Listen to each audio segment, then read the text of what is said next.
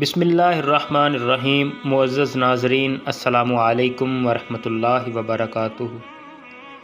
کوہ طور پر تجلی کی زیارت کے بعد حضرت موسیٰ علیہ السلام کے چہرہ مبارک پر ایسی قوی چمک رہی تھی کہ چہرے پر نقاب کے باوجود جو بھی آپ علیہ السلام کی طرف آنکھ بھر کر دیکھتا تو اس کی آنکھوں کی بینائی ختم ہو جاتی۔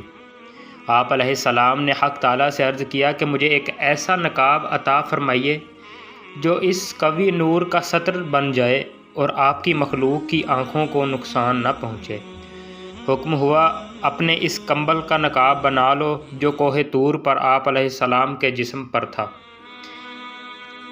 جس نے طور کی تجلی کا تحمل کیا ہوا ہے، اس کمبل کے علاوہ اے موسیٰ، اگر کوہ کاف بھی آپ علیہ السلام کے چہرہ کی تجلی بند کرنے کو آ جائے تو وہ بھی مثل کوہ طور پھٹ جائے گا۔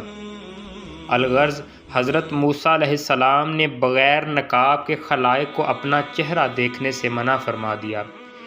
آپ علیہ السلام کی اہلیہ حضرت صفور علیہ السلام آپ علیہ السلام کے حسن نبوت پر عاشق تھیں۔ نقاب جو نظروں کے درمیان حائل ہو گیا تھا وہ اس سے بے چین ہو گئیں۔ جب صبر کے مقام پر عشق نے آگ رکھ دی تو آپ رضی اللہ تعالی عنہا نے اسی شوق اور بےتابی سے پہلے ایک آنکھ سے موسیٰ علیہ السلام کے چہرے کے نور کو دیکھا، اس سے ان کی اس آنکھ کی بینائی سلب ہو گئی۔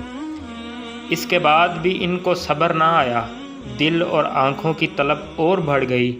نظارہ تجلیات طور کا حضرت موسیٰ علیہ السلام کے چہرے پر دیکھنے کے لیے دوسری آنکھ بھی کھول دی، وہ بے نور ہو گئیں۔ عاشقہ صادقہ حضرت صفور رضی اللہ تعالی عنہا سے ایک عورت نے پوچھا، کیا تمہیں اپنی آنکھوں کے بے نور ہو جانے پر کچھ حسرت و غم ہوا ہے؟ آپ رضی اللہ تعالی عنہا نے فرمایا، مجھے تو یہ حسرت ہے کہ ایسی 100,000 آنکھیں بھی اور عطا ہو جائیں تو میں ان سب کو محبوب کے چہرہ تاباں کے دیکھنے میں قربان کر دیتی۔ حضرت صفور رضی اللہ تعالی عنہ نے فرمایا، میری آنکھوں سے نور تو چلا گیا ہے مگر آنکھوں کے حلقے کے ویرانے میں حضرت موسیٰ علیہ السلام کے چہرے کا خاص نور سما گیا ہے۔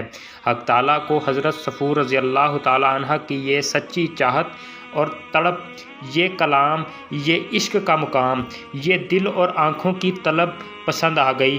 خزانہ غیب سے پھر ان کی آنکھوں کی ایسی بینائی کا نور اور تحمل بخش دیا گیا جس سے وہ حضرت موسیٰ علیہ السلام کے چہرہ تاباں کو دیکھا کرتی تھی۔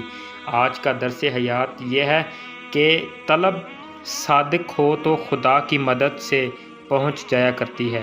وما علینا الا البلاغ المبین۔ شکریہ۔